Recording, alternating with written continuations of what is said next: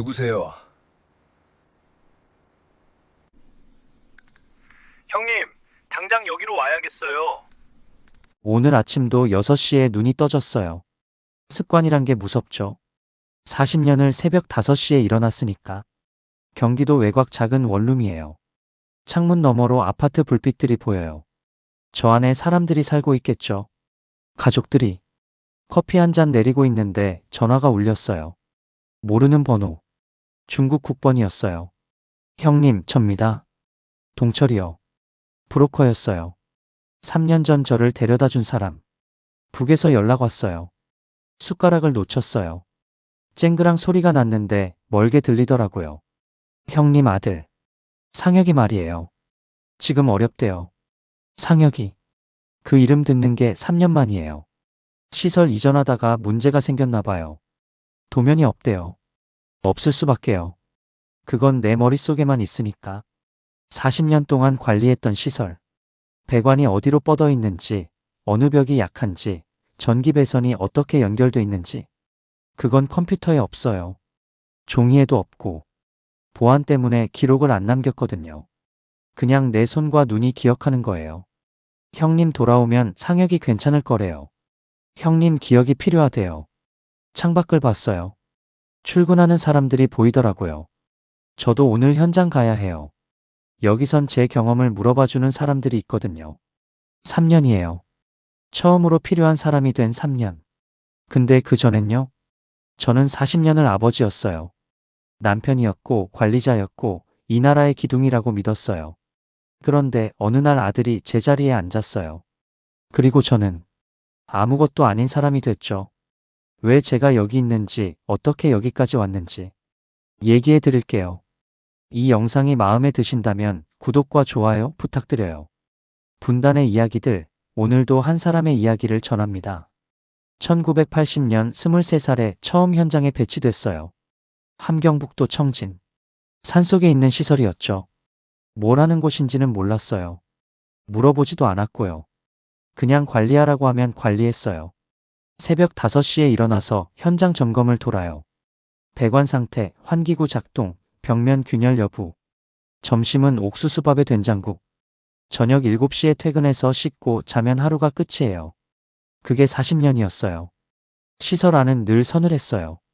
손전등 하나 들고 복도를 걸으면 내 발소리만 울리죠. 콘크리트 냄새, 녹슨 철 냄새, 가끔 어디선가 새는 물소리. 그 안에서 저는 이상 징후를 읽었어요. 어디가 약한지, 어디를 먼저 보수해야 하는지. 도면이요? 없었어요. 보안 때문에 종이에 남기면 안 됐거든요. 설계도, 배관도, 전기 배선. 다 머릿속에 넣었어요. 40년치 시설 구조가 여기 들어있는 거예요. 30살에 결혼했어요. 아들 상혁이가 태어났을 때 산후조리원 같은 건 없었죠. 아내가 집에서 미역국 끓이고 저는 새벽에 출근하고 상혁이가 7살 때였나. 제가 퇴근하면 현관에서 기다리고 있더라고요. 아버지, 오늘 뭐 했어요? 응, 시설 점검하고 왔다. 저도 크면 아버지처럼 할 거예요. 아버지가 제일 멋있어요. 그 말이 얼마나 기뻤는지 몰라요. 아내한테 자랑했죠. 우리 상혁이가 나 닮았어. 아내가 웃으면서 그랬어요. 아들이 아버지 좋아하는 거지 뭐. 그때가 제일 행복했던 것 같아요. 현장에서는 사람들이 저를 철호동지라고 불렀어요. 문제가 생기면 다들 저한테 왔죠. 철호동지 3번 구역 배관에서 소리가 나는데 어떻게 해야 합니까? 거기 1987년에 교체한 데야. 이음새 부분 확인해봐. 제가 말하면 다들 고개를 끄덕였어요. 40년 경험이니까요. 컴퓨터 없이도 도면 없이도 제 말 한마디면 해결됐어요. 집에 오면 아내가 따뜻한 국 한 그릇 내주고 상혁이가 학교 얘기해주고 좁은 집이었지만 불만 없었어요. 이게 내 삶의 전부라고 생각했어요. 보이지 않는 곳에서 묵묵히 지키는 일. 가족을 먹여 살리는 일. 그게 아버지고 그게 남자고 그게 나라의 기둥이라고 믿었죠. 근데 있잖아요. 시설은 아무리 점검해도 어딘가는 낡아가요. 눈에 안 보이는 데서 조금씩. 제 인생도 그랬던 것 같아요. 겉으론 멀쩡한데 안에서 균열이 시작되고 있었죠. 저만 몰랐어요.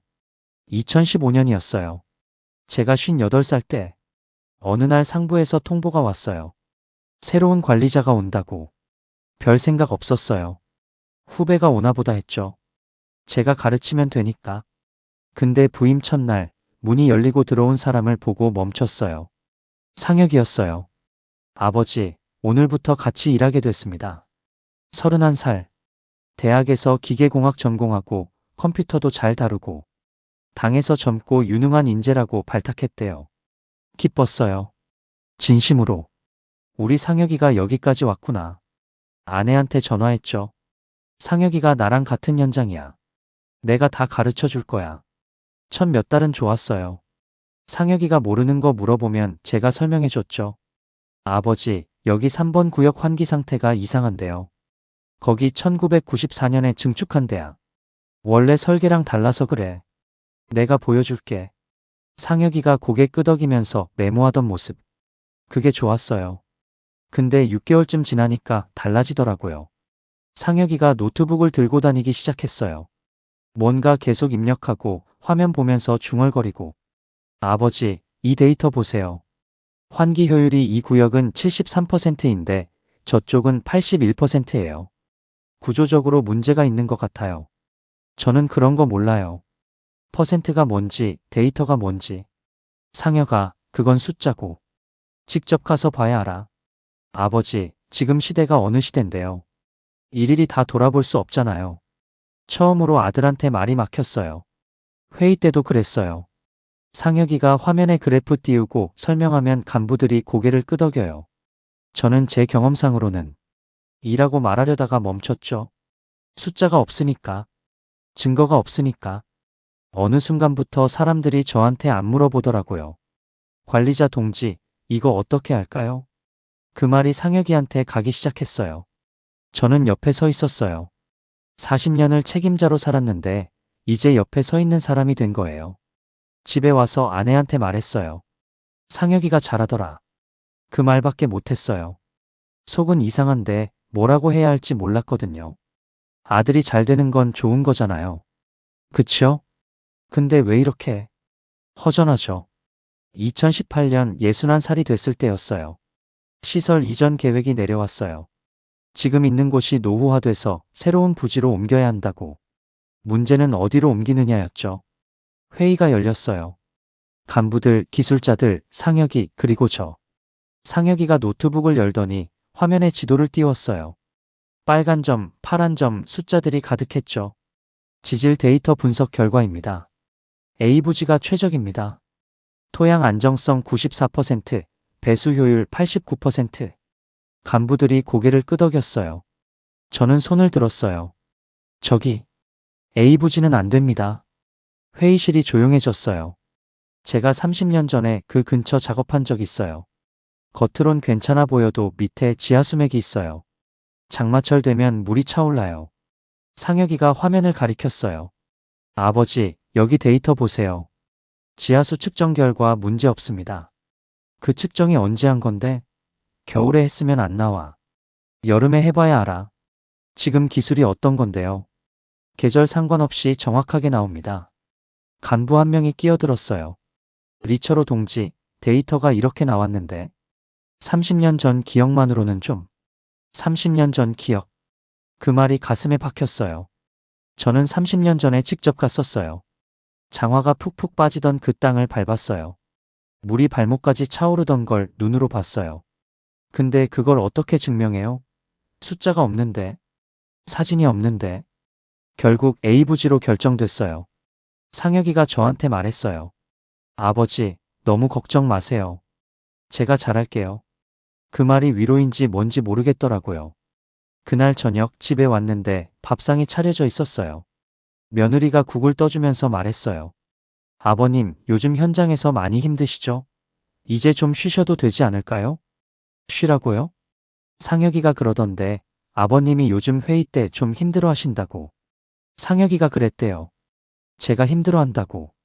아들을 봤어요. 상혁이는 밥만 먹고 있더라고요. 눈도 안 마주치고. 손자가 물었어요. 할아버지, 할아버지는 뭐 하는 분이에요? 상혁이가 대답했어요. 할아버지는 이제 은퇴하실 거야. 은퇴? 숟가락을 내려놨어요. 40년을 바쳤어요. 새벽 5시에 일어나서 손전등 들고 시설 구석구석을 돌았어요. 도면 없이 머릿속으로 다 기억했어요. 이 나라를 위해서, 가족을 위해서. 근데 이제 저는 은퇴할 사람이에요. 아들이 제 자리에 앉았어요. 제가 키웠고, 제가 가르쳤고, 제가 자랑스러워했던 아들이. 그 아들이 이제 저를 필요 없는 사람으로 보고 있었어요.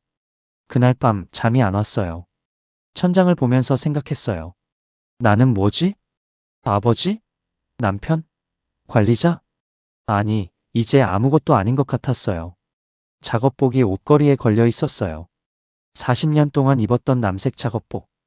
이제 저걸 입을 일이 있을까? 그 생각이 드는데 눈물이 나더라고요. 2018년 말 공식적으로 현장에서 물러났어요. 아버지, 이제 좀 쉬세요. 제가 할게요. 상혁이가 그렇게 말했어요. 고맙다고 해야 하나, 섭섭하다고 해야 하나. 그냥 고개만 끄덕였어요. 처음 몇 달은 좋았어요. 진짜로. 40년 만에 새벽에 안 일어나도 되잖아요. 늦잠 자고, 낮에 산책하고, 아내랑 시장도 가고. 이게 삶이구나 싶었죠. 근데 6개월쯤 지나니까 이상해지더라고요. 아침에 눈 뜨면 할 일이 없어요. 하루가 너무 길어요. 아내는 친구들 만나러 가고, 저는 집에 혼자 앉아 있고. 1년이 지나니까 사람들이 절 잊더라고요. 예전엔 명절 때 후배들이 찾아왔어요. 철호 선배님 건강하시죠? 그랬는데, 이제 안 와요. 바쁘대요. 상혁이도 한 달에 한 번 얼굴 비추면 많이 보는 거였어요. 2년이 되니까 내가 누군지 모르겠더라고요. 리철호. 63살. 전직 시설 관리자. 전직이라는 말이 이렇게 무거운 줄 몰랐어요. 그 즈음 후배 영수를 만났어요. 같이 일했던 친구예요. 영수가 요즘 고민이 많다고 하더라고요. 형님, 저 북 떠날 생각 있어요. 깜짝 놀랐죠. 근데 말리지 않았어요. 왜 그런지 묻지도 않았고. 그냥 들었어요. 만수 형 아시죠? 5년 전에 간 만수 형. 만수. 그 이름 오랜만에 들었어요. 저 만수 형이랑 연락돼요. 브로커 통해서. 영수가 작은 목소리로 말했어요. 만수 형, 지금 남쪽에서 시설 관리 일해요. 우리가 하던 거랑 비슷한 거. 심장이 뛰었어요. 근데 형님, 만수 형이 선배님 얘기 많이 하더라고요. 내 얘기? 네. 얼마 전에 어려운 문제가 있었대요. 배관 구조가 복잡한 데가 있었는데 아무도 해결을 못했대요. 영수가 저를 봤어요. 그때 만수 형이 그랬대요. 철호 선배였으면 이거 바로 해결했을 텐데. 선배님 손이 기억하는 게 여기선 재산이래요. 가슴이 뜨거워졌어요. 2년 동안 아무도 저를 안 찾았어요. 필요 없는 사람이 된 줄 알았어요. 근데 누군가 저를 기억하고 있었어요. 제가 필요하다고. 그날 밤 잠이 안 왔어요. 60 넘어서 새로 시작할 수 있을까? 무섭기도 하고 떨리기도 하고. 근데 이 생각이 들었어요. 여기서 이렇게 사라지는 것보다 한번 살아보자. 며칠 뒤 영수한테 말했어요. 나도 가겠다. 같이 가자. 2020년 1월 15일 새벽 2시. 떠나기 전 옷걸이에 걸린 작업복을 봤어요. 40년을 함께한 남색 작업복. 두고 가자. 어차피 여기선 이제 필요 없으니까. 상혁이 방 앞에 섰어요. 문 열고 얼굴 한번 보고 싶었어요. 근데 그러면 못 떠날 것 같았어요. 잘 지내라. 현관문을 닫았어요. 소리 안 나게. 영수랑 둘이서 두만강까지 걸었어요. 폭 100m도 안 되는 얼어붙은 강. 새벽 3시 첫 발을 내디뎠어요. 얼음이 삐걱거렸어요. 중간쯤에서 경비초소 불빛이 보였어요. 엎드렸어요. 얼음이 뺨에 닿았어요. 숨을 죽였어요. 1분, 2분. 불빛이 지나갔어요. 다시 뛰었어요. 거의 기다시피. 중국 땅을 밟는 순간 무릎이 풀렸어요. 뒤를 돌아봤어요. 북쪽 하늘. 아직 어두웠어요. 잘 지내라. 다들. 중국 한 달, 제3국 2달. 석 달 만에 인천공항이었어요. 63년 만에 처음 밟는 땅. 이제부터 나로 살 수 있는 건가? 처음 몇 달은 정신이 없었어요. 하나원에서 교육받고, 임대아파트 배정받고, 정착금 받고, 서류, 교육, 면담. 하라는 대로 했어요. 그리고 어느 날 혼자가 됐어요. 경기도 외곽 원룸이었어요. 15평짜리. 북에서 살던 집보다 넓었어요. 근데 이상하게 더 좁게 느껴졌어요. 아내도 없고 상혁이도 없고. 밤마다 천장만 봤어요. 내가 왜 여기 있지? 영수가 먼저 일자리를 구했어요. 공장이었어요. 형님, 저 다음 주부터 출근해요. 그래, 잘 됐다. 웃어줬는데 속은 복잡했어요. 저도 일자리를 찾아야 했어요. 만수가 그랬잖아요. 여기선 경험 있는 사람 찾는다고. 취업 박람회에 갔어요. 탈북민 지원 프로그램이라고. 부스마다 돌아다녔어요. 경력이 어떻게 되세요? 시설 관리요. 40년 했습니다. 아, 자격증은요? 자격증. 그런 건 없는데요. 북에선 그런 거 없이 했거든요. 담당자가 난감한 표정을 지었어요. 일단 서류 넣어보세요. 연락드릴게요. 연락은 안 왔어요. 그러다 만수를 만났어요. 5년 만이었어요. 형님, 진짜 오셨네요. 만수가 얼마나 반가워하던지. 눈물이 날 뻔했어요. 만수가 일하는 현장에 데려가 줬어요. 건물 지하 시설이었어요. 형님, 여기 좀 봐주세요. 배관이 이상한데 원인을 모르겠어요. 오랜만에 현장 냄새를 맡았어요. 콘크리트, 녹슨 철, 습한 공기. 배관을 만져봤어요. 이음새 부분을 두드려 봤어요. 여기야. 이 부분이 막힌 거야. 안쪽에 이물질 낀 것 같아. 만수가 눈이 커졌어요. 형님, 어떻게 알아요? 장비로도 안 나왔는데. 40년 만지면 손이 알아. 그날 문제가 해결됐어요. 현장 소장이 저를 불렀어요. 어르신, 혹시 여기서 일할 생각 있으세요? 그렇게 일을 시작했어요. 처음엔 보조였어요. 젊은 직원들 따라다니면서 공구 건네주고 청소하고. 근데 문제가 생기면 다들 저한테 왔어요.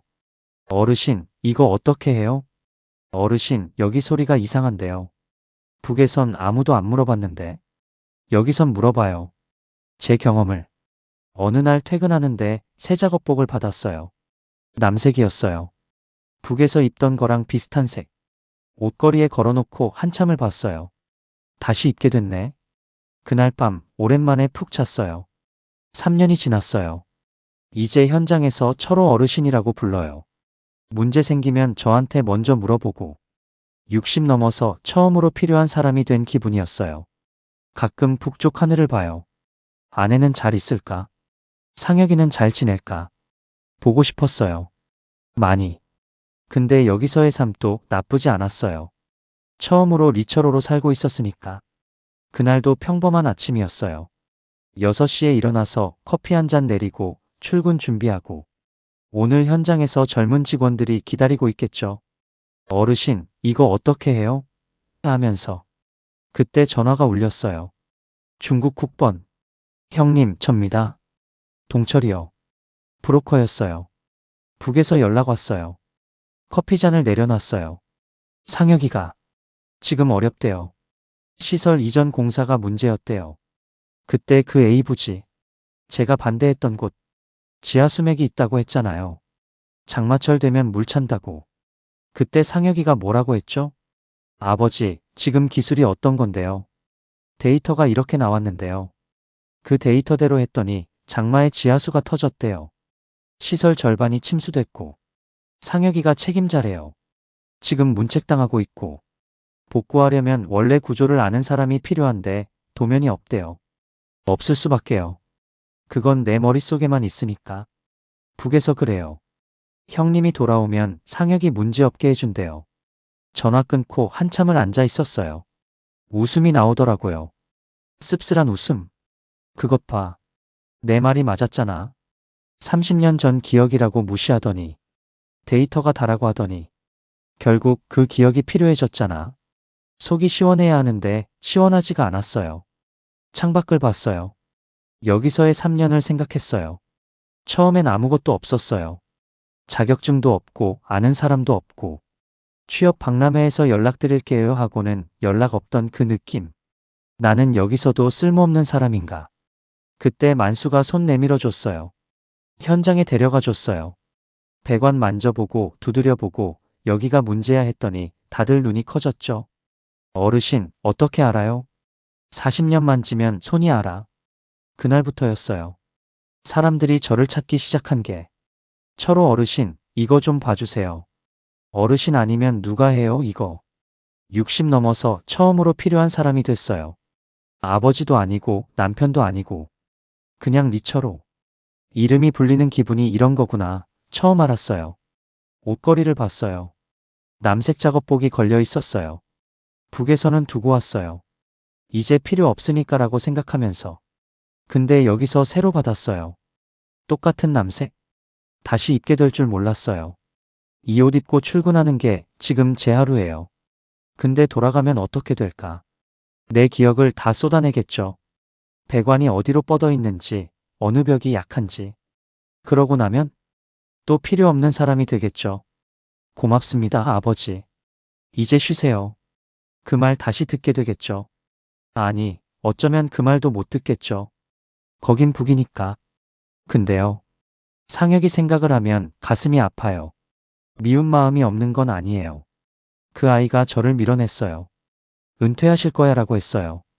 제가 떠날 때 잡지도 않았어요. 근데 그 아이가 7살 때 현관에서 절 기다리던 거 기억나요. 아버지, 저도 크면 아버지처럼 할 거예요. 그 눈빛이 아직도 생생해요. 내가 키웠어요. 새벽마다 이불 덮어줬어요. 아플 때 업고 병원 갔어요. 그 아이가 지금 무너지고 있대요. 내가 가면 살릴 수 있대요. 라면을 끓였어요. 신라면. 북에서는 꿈도 못 꿨던 거예요. 여기선 매일 먹을 수 있죠. 국물 한 숟갈 떠먹으면서 생각했어요. 여기 남으면 나는 나로 살 수 있어요. 돌아가면 나는 다시 아버지가 돼요. 마지막으로. 근데 그 아버지가 끝나면 나는 뭐가 되는 걸까요? 젓가락을 내려놨어요. 모르겠어요. 정말 모르겠어요. 전 어떻게 해야 할까요? 여러분이라면 어떻게 하시겠어요? 분단의 이야기들. 오늘도 한 사람의 이야기를 전했습니다. 여러분의 생각을 댓글로 남겨주세요. 구독과 좋아요 부탁드려요. 다음 이야기에서 만나요.